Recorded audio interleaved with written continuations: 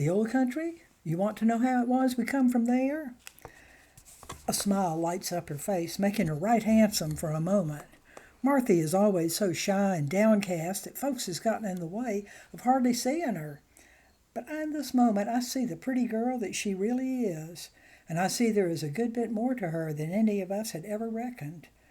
Ain't your mama told you that story, I say, and want to bite my tongue, remembering that because Marthy don't talk, folks mostly don't talk to her, other than to say come here or do that.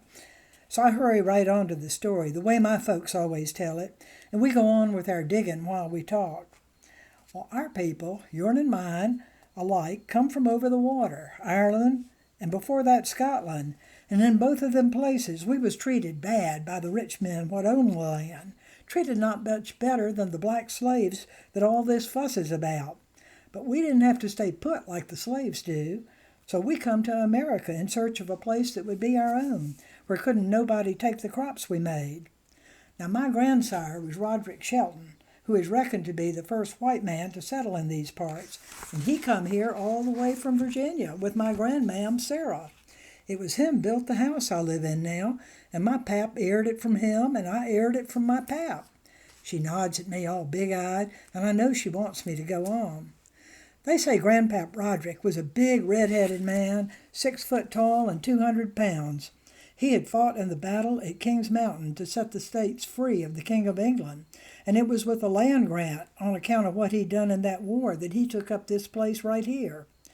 Now it needs a strong man to make a farm in the wilderness, and it takes a strong woman to help her man, to bear him children, to help work the land, to lay by food, to make it through the winter. You know, there weren't no stores in Marshall back then, for there weren't no Marshall. Why, they say that Grandpap Roderick once walked all the way to South Carolina just to buy salt. What do you think of that for hard times? She shakes her head and rolls her eyes, glad that things is easier now. We have already filled 2 baskets with ramps, and I tell her that's a plenty. You don't never want to take too many, or they may not be here when you go to look for them the next year. You take care of the land and its gifts, my pap always said, and it'll take care of you. You see how it is, coming from a place where we didn't have no land, this is holy ground to most of us. Over the years, the old folks has handed down a love for this land that almost passes the love of God, though I'd not say that to anyone else. Every one of my young'uns, first thing I do, soon as I'm out in childbed, is to put their little bare feet to the dirt, same as my mama done me, and tell them that this land is their birthright, to have and to hold. Marthy's face stays solemn, but she picks up a handful of dirt and presses it to her lips, and I know she understands me. So I go on, filled with a church-solemn feeling that I must testify to how precious this land is. I am made bold in my talk by the knowledge that she'll not pass on whatever I might say. This place has been good to all us Sheltons and to all the other folks that have settled here. Easy laying fields, water aplenty, fish in the creek, game in the woods, and far enough off from town not to feel crowded, leastways not till this secession business come along. I see Marthy ain't attending, but is looking down the way we come. There's the sound of someone running fast up the path, and 2 of the Cutshaw men come into view, followed close on by Pete McCoy. They are all of them carrying knapsacks and squirrel guns, and I know where they're headed. They hurry on up the trail without seeing us, but Pete stops right below us to catch his breath.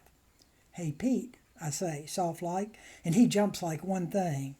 "I thought you'd gone with the Rebs." Shit fire, Miss Judy. You like to scare the..." He wipes his face with the back of his hand and don't finish what he was saying.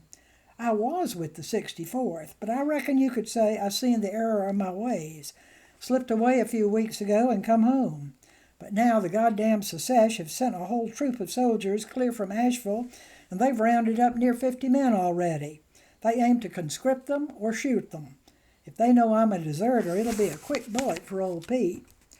Marthy makes like she's about to leap up and run off, but I grab her by the arm. "Set down, Marthy. You go running down that way all distracted. If any of the Secesh are following these boys, they'll suspicion you seen 'em. Pete, you go on along. I reckon you best get off the trail and hit the woods now. Me and Marthy'll walk on down and tromp out any footprints Yun's left. Pete winks one blue eye and grins at me that crooked way he has, and he hists his knapsack higher on his shoulders. Much obliged, Miss Judy. They ain't like to get over here for a good while.